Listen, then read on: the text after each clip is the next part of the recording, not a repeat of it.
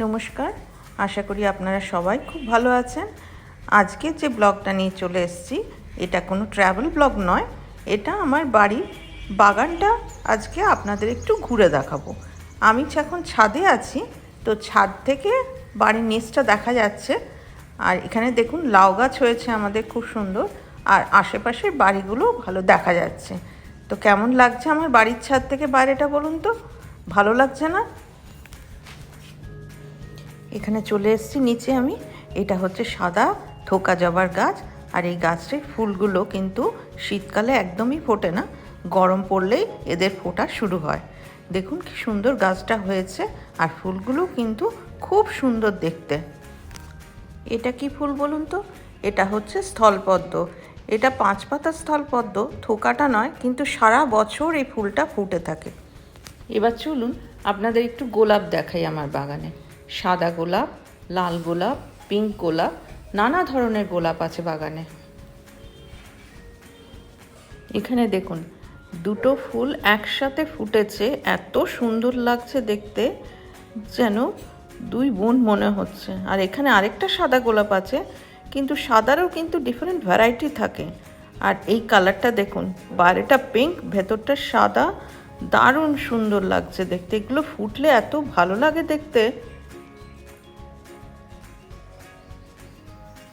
গোলাপ ফুল তো দেখালাম, এবার যেটা দেখাবো আপনাদের সেটা হচ্ছে জবা ফুল। এটা হচ্ছে থোকা পঞ্চমুখী জবা।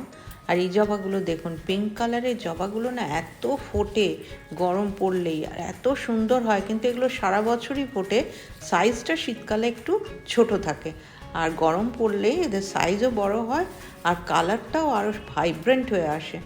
দারুণ লাগে দেখতে, গাছ ভর্তি হয়ে ফুল ফোটে। আর এই জবাটা যে দেখছেন, এই জবাটা এটাও পিঙ্ক কালারে, কিন্তু একটু অন্য ধরনের, সিঁদুরে রঙের। আর এটা হচ্ছে ঘণ্টা জবা। কেমন লাগছে আমার বাগানটা নিশ্চয়ই জানাবেন।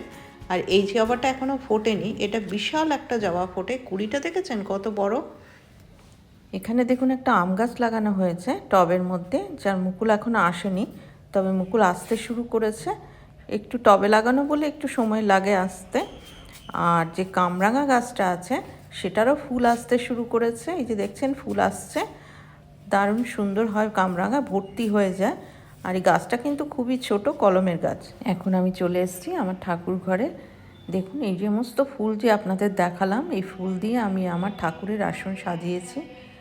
মায়ের কাছে লাল জবা দিয়েছি, এখানে শিরদির সাই বাবা আছেন, সমস্ত রকম ফুল দিয়ে আমি ঠাকুরের সিংহাসন সাজিয়ে দিয়েছি।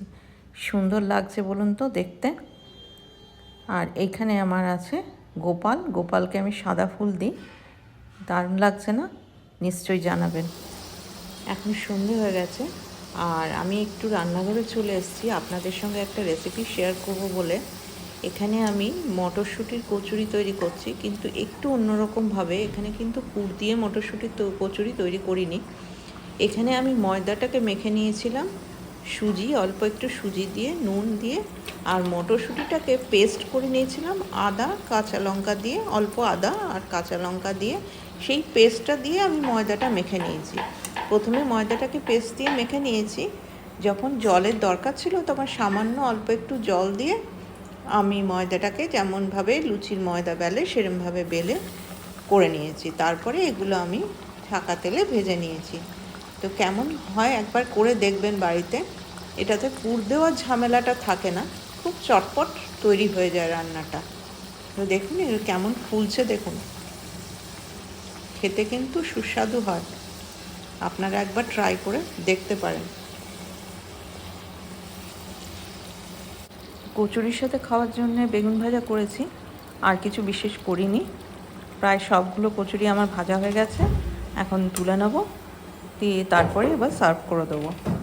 তো আমাদের খাওয়ার জন্য থালা রেডি করছি, তা আপনাদের দেখাচ্ছি আজকে রাতে কি কি খাওয়ার জন্য আছে। এখানে কচুরি, বেগুন ভাজা, আর এখানে আছে টমেটোর চাটনি। ভিডিওটা কেমন লাগলো নিশ্চয়ই জানাবেন। ভালো লাগলে একটা লাইক করে পাশে থাকবেন। খুব শিগগিরই দেখা হবে একটা নতুন ভিডিওতে। ততক্ষণ সবাই ভালো থাকবেন, সুস্থ থাকবেন।